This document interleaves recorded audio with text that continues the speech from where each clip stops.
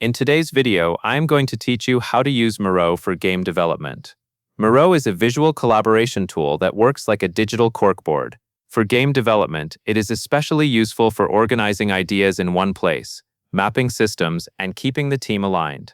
You can use it to brainstorm mechanics with sticky notes, build visual design documents, storyboard scenes, plan sprints, and capture feedback right on the board. Once you get comfortable, it becomes a central space where the whole project can stay visible and easy to update. To begin, open Miro and go to a new board. Starting with a fresh board is helpful because you can build a clear structure for your game from the start, instead of trying to force your plan into an older layout. Give yourself plenty of canvas space. Miro boards can expand as you work, so do not worry about running out of room.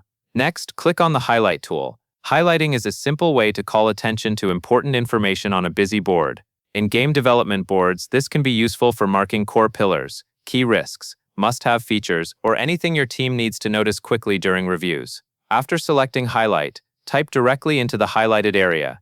Keep the text short and readable. A good tip is to use clear labels that will still make sense later, even if someone opens the board for the first time. Think in terms of headings, such as a feature name, a milestone label, or a quick reminder that supports the rest of your planning. Now click on Stage Gate Process Flowchart. This template gives you a structured flow that can match the way many game teams move from concept to production.